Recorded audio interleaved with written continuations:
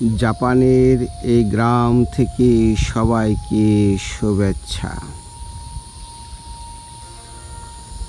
এই সুন্দর এই অনাবিল দৃশ্য দেখে আমার মন এবং প্রাণ জুড়িয়ে যায়।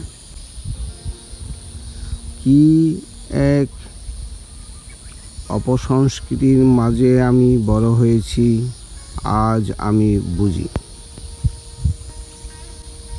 যখনই আমি জাপান কল্পনা করতাম, তখনই মনে করতাম জাপান এমন একটা দেশ, সেখানে স্টার ট্রেক, রোবট সমস্ত কিছুই যেন বৈজ্ঞানিক গবেষণার মতো। কিন্তু আজ এই জাপান থেকে বলছি, জাপান এবং বাংলাদেশের কোনো তফাৎ নেই। শুধু একটাই তফাৎ, সেটা হলো মানুষের মনগুলো, সামাজিক সিস্টেমগুলো, আইনের শাসনগুলো। এটা যদি হয়ে যায়, আমরা জাপানের মতো উন্নত হয়ে যাব। সবচেয়ে বড় যে কষ্টকর বিষয় হলো, আমি বিশ্ববিদ্যালয় পাশ করেছি, কিন্তু আমি বড় হয়েছি কৃষিকে ঘৃণা করে। নিম্নবিত্ত এবং নিম্ন শ্রেণীর মানুষকে ঘৃণা করে।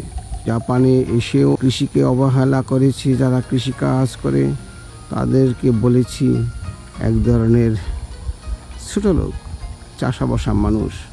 তখন আমার ওয়াইফ খুব সারপ্রাইজড হয়েছিল, বলেছে আপনি এগুলো আর বলবেন না, বললে কিন্তু এখানকার কৃষকরা আপনার খুব রাগান্বিত হবে এবং আপনাকে পছন্দ করবে না।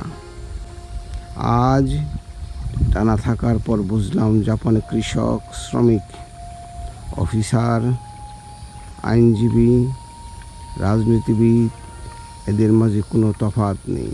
সমাজতন্ত্রের মতো সম্পদ সরকার কন্ট্রোল করে সমতা করে না, কিন্তু মানুষের মাঝে এমন একটা সিস্টেম রয়েছে, বেতনে, রোজগারে, সামাজিক অবস্থানে অটোমেটিক্যালি একটা ব্যালেন্স অবস্থায় থাকে।